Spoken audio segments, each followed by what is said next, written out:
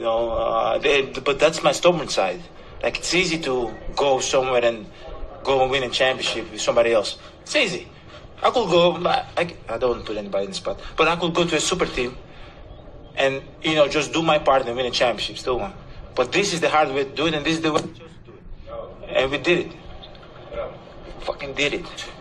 We did it, man. Jim on the front right. Hey, Giannis. Okay. From the great, phenomenal performance he put forth tonight with 50 points, 14 rebounds, and 5 blocks. Just a sensational performance, Scott. The man never ran from adversity. That is the key to me. It's not, you could say it's about staying in Milwaukee, and I'm not going to dispute that by any stretch of the imagination.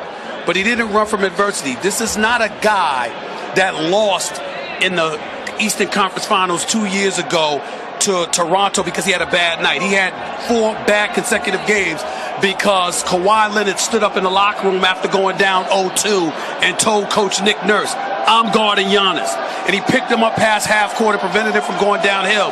And Giannis Antetokounmpo, devoid of a perimeter shot, devoid of stout shooting from the free throw line, seemed relatively helpless. We saw what happened to them in the bubble against Miami last year. This year, you've got people booing him, you've got people heckling him, you've got people teasing him about his game. No perimeter shot, clearly horrid from the free throw line. And he kept coming. He wouldn't stop. The ridicule, the vitriol, the humiliation, it didn't matter. One loss in a playoff game, going down in another playoff series, it didn't matter. He kept coming. And somehow, some way, you just got to a point where you said, excuse me, they can't stop him. Even though he's missing free throws, they can't stop him. Even though he doesn't have a jump shot, they can't stop him. And he kept coming. And then sure enough, as the games waned and the series waned, he started hitting more free throws. And then he ends it and he culminates it.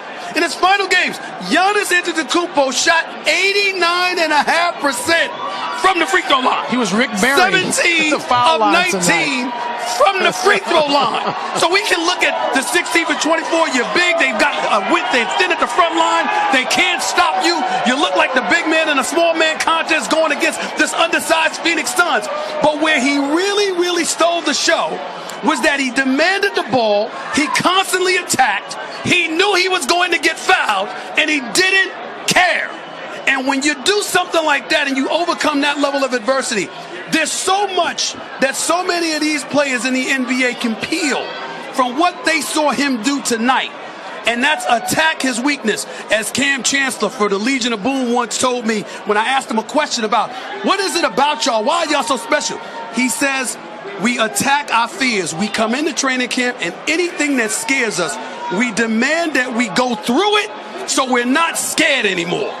That's what we saw Giannis Antetokounmpo do tonight, and that's why everybody looks at him and says, wow, what a deserving champion he is. It is special. But one of the things I just admire about him is, and this is the bias of a kid from the Midwest, 79 miles down the road.